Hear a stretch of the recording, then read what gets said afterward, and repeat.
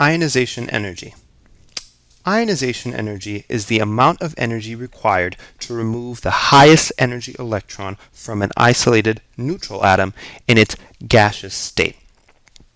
So, atoms want to keep their electrons. Some atoms want to keep them more than others because depending on how close and how tightly bonded the electron is to the nucleus, the more difficult it's going to be to remove that electron, and so that means that's going to be a higher ionization energy, will require more energy. Now, the first ionization energy is the energy required to remove one valence electron. The second ionization energy is to remove the second valence electron, and so on and so on. So they're named after how many electrons you're taking. But they always increase in energy. It always takes more energy to get that second valence electron than it takes to get just the first. So second ionization energy is always greater than the first.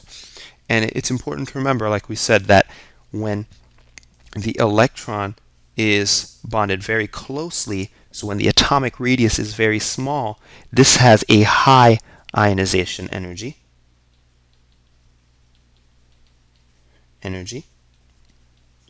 And when it has a big radius, so if we have a bigger radius, this has a lower ionization energy. Because it's further from the nucleus, because this radius is bigger than this small radius, it is going to take less energy to take that first valence electron. Okay? And depending on how many valence electrons that element or atom has to give or wants to give away, that is going to determine how much the energy increases from first ionization energy to second ionization energy. Now, there is a periodic trend for ionization energy. Ionization energy increases from left to right across a period, and ionization energy decreases from top to bottom in a group or family. Now, when we have a periodic table, when we move from left to right, remember that ionization energy increases. So ionization energy increases. And remember, this is because the atomic radius decreases due to the increasing electronegativity, so the attractive force of the nucleus on those electrons. So it makes sense that as I go from left to right, the electronegativity increases.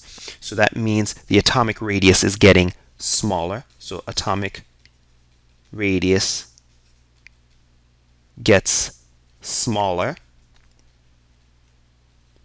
And that makes the ionization energy increase because you're going to take more energy to get that electron that's closer to the nucleus to get away from that nucleus.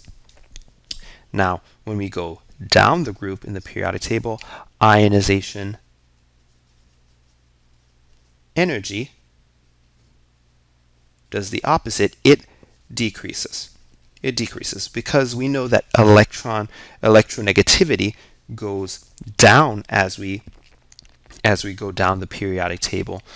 When that happens, that means the atomic radius also increases, making it further and further away, meaning there's less energy to take that electron. So taking the electrons from this CS is going to be easier than taking it from RB because the atomic radius is bigger, the electronegativity is less, so it's going to take less energy to take that electron.